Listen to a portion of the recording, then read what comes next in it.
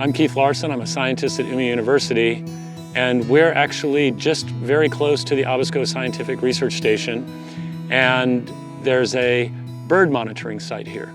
So in Sweden, like much of Europe and in many countries in the world, we monitor bird populations. One of the ways we can monitor bird populations is to ring them. Now, there's many different ways we can do that in terms of surveying a population. So you can go out and walk a route and listen to how many birds are singing and record that, but you don't get demographic information. So with the bird ringing, when we put the ring on, not only do we identify the species, but we identify the age of the bird, the sex of the bird. And because we do this in a standardized way, we have 9 nets. They're all the same length, 12 meters long. And then we run the station once per week during the summertime for 6 hours, once per week. At the same time, 6 in the morning till noon. Then we feel like that's standardized enough that we can compare each year from year to year. And over a long term, what you can do is see if there's changes both in the species composition, but the demographics, meaning the age and sex of the population. In the past decade, since I've been ringing here, one of the things that we've known is that there are certain species that birders kind of see as a rare bird.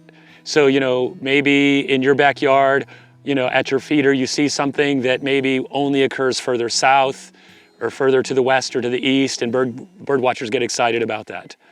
But unfortunately, when that happens, you don't actually know if that bird is just lost or if that bird has actually arrived and will maybe try to breed there. Or if it's in the autumn, you don't know if it may be bred in your area. But what we do that is different is that when we catch the birds, we actually can age them, and we can actually look at the bird's physical condition and determine if it was a local bird, meaning that it was born here or nearby, or if it's a male or a female that's been breeding.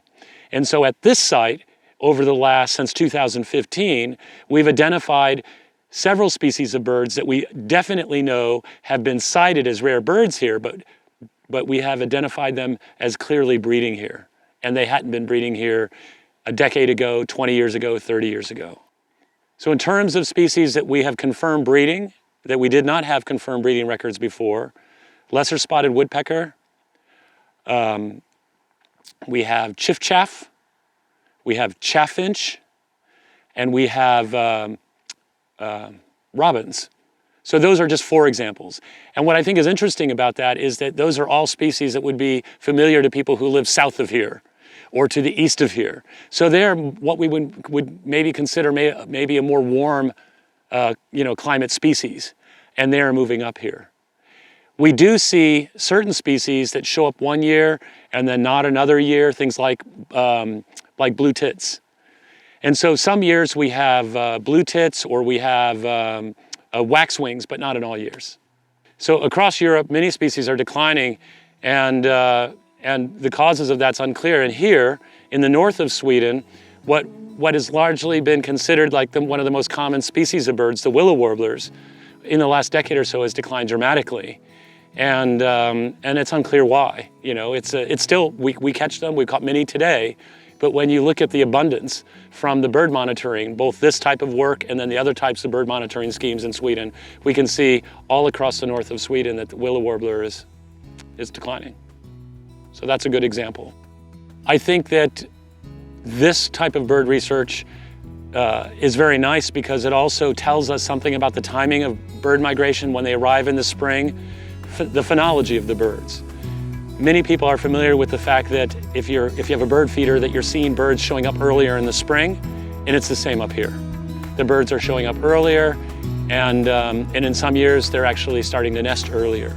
I think one of the challenges in the Barents region, especially in the furthest north parts of the Barents region, is that even if spring is coming earlier, you can still have kind of winter storms that continue into May or even into June.